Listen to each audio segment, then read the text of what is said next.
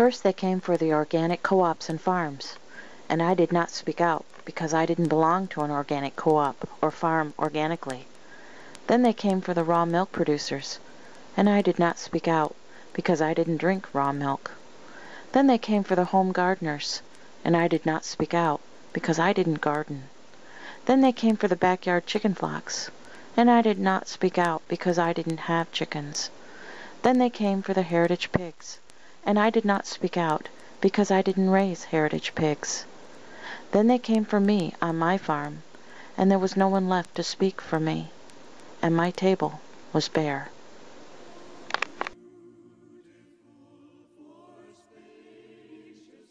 How long have you been a farmer?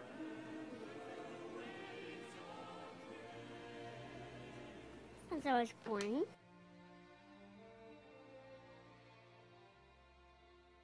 Do you think that's good that people know where their food comes from? Yeah. You go to the store and your choice of foods, if you really look at your choices, there's not a whole lot. I don't think American people like to be boxed in. We raise hogs, we raise them outside. We raise Mangalitsa and Russian boar. The reason we do that is because we have severe winters and we need a hardy pig. And we also want a pig that's got a good layer of fat on it for the customers that we service. We like dark red meat in our hogs, and our customers like them too. The Michigan DNR has said that hogs that have certain characteristics are feral.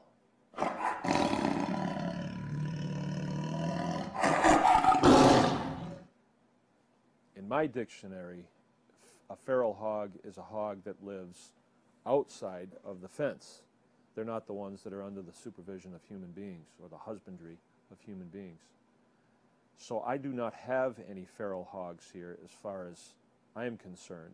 But they say because my hogs have erect ears and they have a woolly coat and they have certain colorations and a flat nose and limp tails or curly tails, they say that my hogs are feral.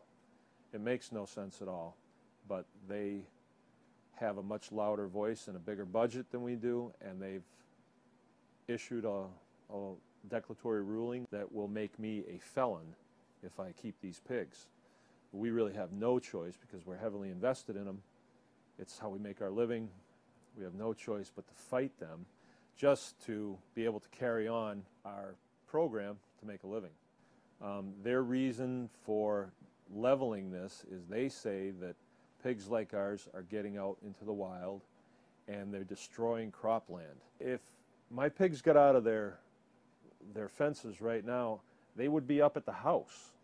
They want to come and be with us. They don't want to get away from us because we feed them.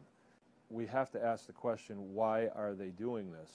Well, they are in cahoots with Michigan Pork Growers Association, and those are the people that grow pigs in captivity, in confinement, they call it. The animals are harvested really young, and they never get to dig in the dirt. They never get to have sunshine on their back. They never get to eat grass. They're unhappy pigs. They cut their tails off because they turn to cannibalism, and it's a bad situation. But those are the guys that don't want guys like me growing pigs out in the dirt. So they've employed the DNR to come after us, and they've said that our pigs spread disease when they go feral. And they have this notion that they're spreading to the public that our pigs are scratching at the fences wanting to get away. There are 10 other states that are watching what Michigan does. And if Michigan gets away with this, and they are able to declare that one of my farm animals is an invasive species and therefore outlawed, where does it end? Where does it end? Right? These pigs have been around since probably before biblical times. And now here in the United States, we have a government entities that's going to say that they're illegal. I think that is hogwash. I am a farmer, and I know lots of other farmers, and I don't know any other farmer who's experienced this feral swine invasion. You know, I don't know anybody that's done it, and I think I would know that as a farmer.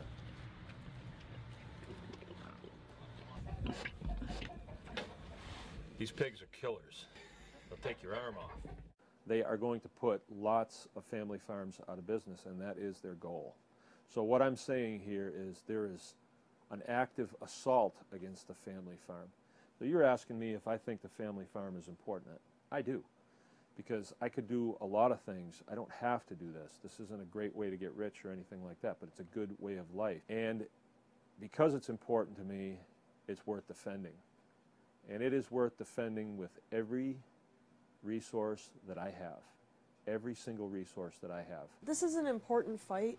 It's because it's not just about this one pig on this one farm or one activity where people go and hunt.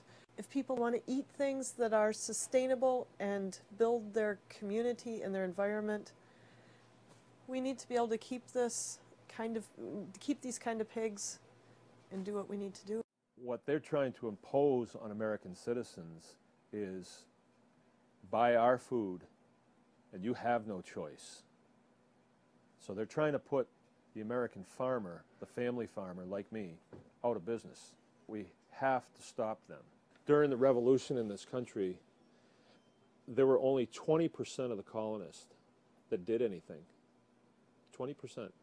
And of that 20%, very few actually picked up arms. Very few, percentage-wise. The other 80%, a lot of them had headed to Canada or did nothing and waited to see what was going to happen. Well, in this fight, we'll probably have about the same turnout. And I would just say, if anybody that hears my voice, if you're part of that 20% that'll actually do something, and you're motivated to do something, then I would suggest that you do. Our website is bakersgreenacres.com. That's our sales website, but you can contact us through there. And this fight is not going to be fought with, signing petitions or giving me a pat on the back or, we're thinking of you, Mark. That's not what's going to do it. It's dollars and cents. Dollars and cents are the bullets that we need to put in our guns to fight this in court of law. Their problem is they're not motivated. They're mercenaries, all right? A mercenary is somebody that fights for money. Anybody that works at the DNR is there for one thing, to get a paycheck. In our case, we either win or we're out of business. And then we have to find some other way to feed our family. So we're motivated. We're motivated. And that's what we got going for us. I'm happy to be where I'm at. I am. I would have liked to have been there at the revolution. I really would have.